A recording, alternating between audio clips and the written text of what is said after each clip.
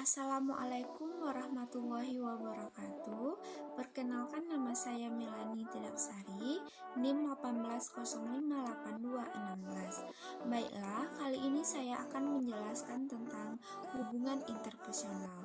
Hubungan interpersonal adalah hubungan di luar diri, yaitu di lingkungan sekitar. Hubungan interpersonal bukanlah sekedar menyampaikan isi, tetapi menentukan kadar hubungan antar individu.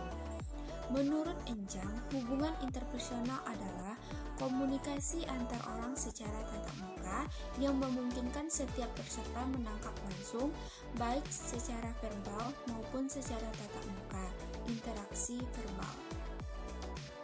Ciri-ciri hubungan interpersonal ada 4. Yang pertama, mengenali secara dekat. Yang kedua, saling memerlukan. Yang ketiga, ditandai dengan pemahaman sifat di antara kedua belah pihak. Yang keempat, menyadari bahwa mereka saling mempunyai kepentingan yang sama.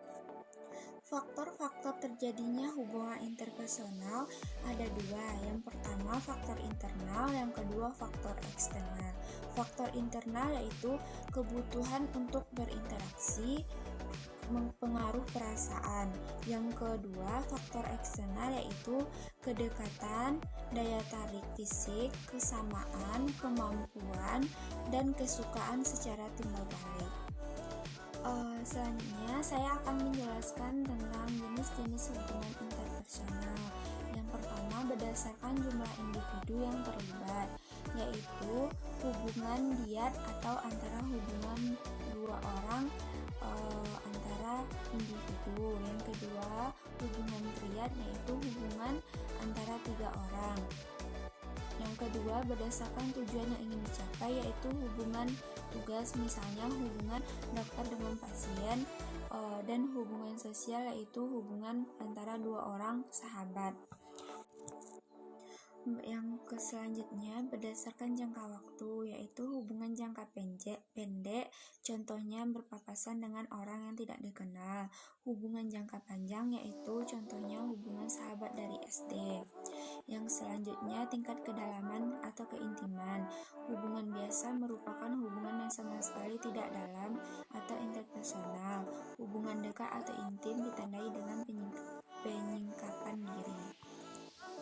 Baiklah, kali ini saya akan menjelaskan contoh kasus dari hubungan interpersonal, yaitu Putu dan Daya. Putu dan Daya adalah mahasiswa yang sama-sama berusia 19 tahun. Mereka kemudian satu sekolah di sebuah PTS.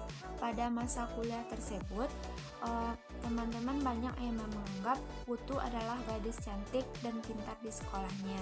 Sedangkan Daya adalah seorang olahragawan yang tampan. Pandangan tersebut dapat mempengaruhi pandangan diri dari keduanya. Karakteristik kehidupan sosial mewajibkan setiap individu untuk membangun sebuah relasi dengan yang lain, sehingga akan terjalin sebuah ikatan perasaan yang bersifat suatu pola hubungan yang dinamakan hubungan interpersonal.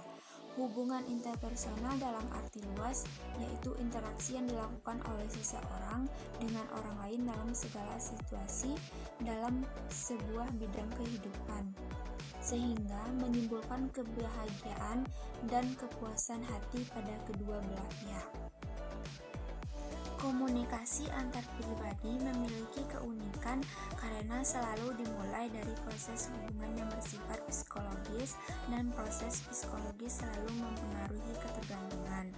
Komunikasi antar pribadi bersifat kesetaraan atau kesamaan, yaitu equality, yaitu pengakuan secara diam-diam bahwa kedua belah pihak menghargai, berguna, dan mempunyai sesuatu yang penting untuk disumbangkan, seperti dalam penyertaan di atas bahwa Putu adalah gadis yang pintar, sedangkan Daya adalah seorang olahragawan. Selain itu, persepsi orang lain dapat mempengaruhi pandangan Daya dan Putu terhadap satu sama lainnya. Setiap hari Daya menjemput Putih, dan Putih selalu memberikan yang terbaik buat Daya, sehingga mereka menjalin sebuah hubungan antar pribadi yang mendalam. Pengungkapan diri yang telah dilakukan Daya dan Putu telah dilakukan secara mendalam. Individu yang menjalin hubungan antar pribadi dapat menghayati perasaan yang dialami individu lainnya. Segala persahabatan yang mendalam dan sejati haruslah berdasarkan pada pengungkapan diri dan kejujuran yang mutlak. Dari contoh kasus di atas, terdapat 3 faktor komunikasi antar pribadi yang menumbuhkan relasi antar pribadi yang baik. Yang pertama, percaya, yaitu sebagai upaya mengandalkan perilaku orang lain untuk mencapai tujuan yang dikehendaki. Yang kedua, suportif, yaitu sikap yang mengurangi defensif dalam komunikasi. Yang ketiga, sikap terbuka, yaitu kemampuan menghadapi dengan senang hati dalam menerima hubungan antar pribadi.